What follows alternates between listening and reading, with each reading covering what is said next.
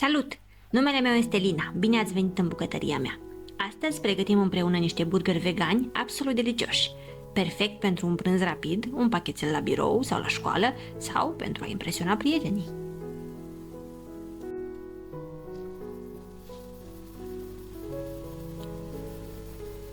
Tăiem 220 de grame de ciuperci pleurotus în bucăți cu ajutorul unui cuțit. Astfel vom obține o textură plăcută și o aromă deosebită în burgeri. Pleurotus oferă o textură mai fermă și mai puțin apoasă în comparație cu alte tipuri de ciuperci. Aceste ciuperci au o aromă bogată și ușor picantă, care adaugă complexitate gustului burgerilor. Pleurotus se potrivesc bine cu o varietate de arome. Se gătesc rapid, ceea ce le face a fi un ingredient versatil în bucătărie. Sunt o sursă bună de proteine vegetale, fibre și vitamine, contribuind la o alimentație sănătoasă și echilibrată. Mărunțim 300 de grame de tofu, al doilea element principal al burgerilor noștri. Tofu este o sursă excelentă de proteine vegetale, ceea ce îl face o alternativă sănătoasă la carne pentru multe rețete, inclusiv în burgeri. Textura moale și ușor umedă a tofului îl face un liant natural pentru multe preparate. În cazul burgerilor vegani, tofu ajută la legarea tuturor ingredientelor și la obținerea unei texturi omogene și plăcute. Tocăm mărunt o ceapă. Ea adaugă o dulceață naturală și o notă picantă. Ceapa eliberează umiditate în timpul gătirii, ajutând la menținerea burgerilor suculenți și moi. Aceasta este deosebit de important în cazul burgerilor vegani, care pot deveni uscați dacă nu sunt pregătiți cu atenție.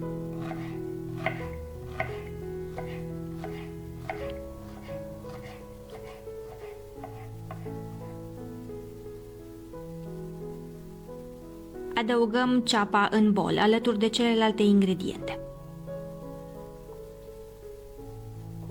Dăm 3 căței de usturoi prin răzătoare. Usturoiul este un ingredient cheie. Adaugă o aromă puternică și complexă. Poate transforma un burger simplu într-un preparat deosebit. Condimentăm cu o linguriță de chimen, o linguriță de boia afumată și o linguriță de boia dulce.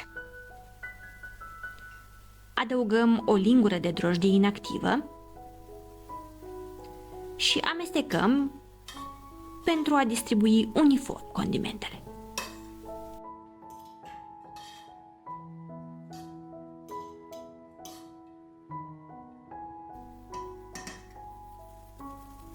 Adăugăm 2 linguri de sos de soia. Ca liant vom folosi 40 de grame de făină de grâu, 25 de grame de pesmet și 20 de grame de amidon de porumb. Folosim mâinile pentru a amesteca bine până când compoziția devine lipicioasă. Făina de grâu conține gluten, o proteină care formează o rețea elastică atunci când intră în contact cu apa, legând astfel toate ingredientele. Pesmetul adaugă textură și absorbe excesul de umiditate, contribuind la o structură mai fermă a burgerului.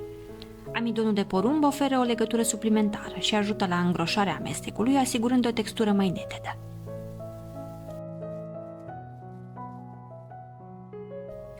Umezim mâinile și formăm burger de aproximativ 150 de grame. Din această compoziție ies aproximativ 5 burgeri.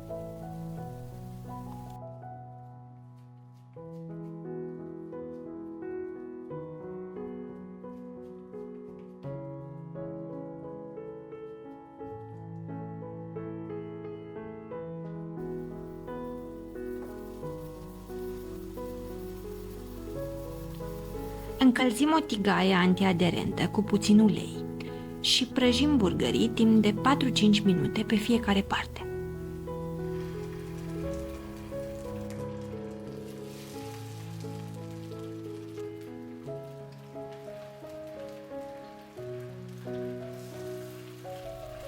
Pentru o variantă mai sănătoasă, putem coace burgerii în cuptor la 180 de grade Celsius. Așezăm burgerii pe o tavă tapetată cu hârtie de copt și coacem timp de 25-30 de minute sau până se rumenesc. O altă variantă ar fi la air fryer, timp de 15-20 de minute la 200 de grade Celsius.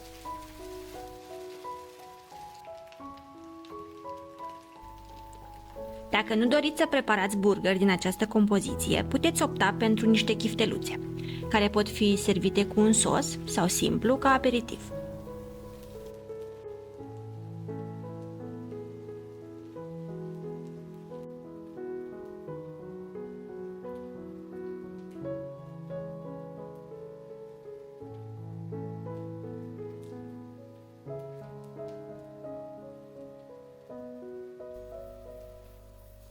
Servim burgerii într-o chiflă pufoasă. Dacă doriți rețeta pentru aceste chifle, dați click pe linkul din dreapta sus. Adăugăm sosul preferat. Noi am folosit un sos iute.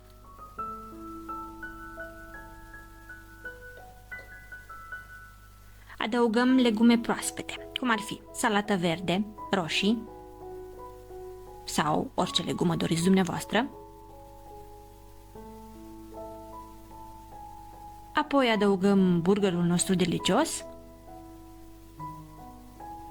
iar deasupra legume murate. Noi am ales ceapă roșie murată. Și gata! Am preparat niște burgeri vegani delicioși și sănătoși cu ingrediente naturale care pot fi savurați oricând. Nu uitați să vă abonați canalului nostru pentru a nu rata nicio rețetă. Lasă-mi un comentariu și spune-mi dacă încerci acești burgeri. Dă like și share acestui video. Vă mulțumesc că ați fost alături de noi. Vă aștept și data viitoare. Până atunci, numai bine!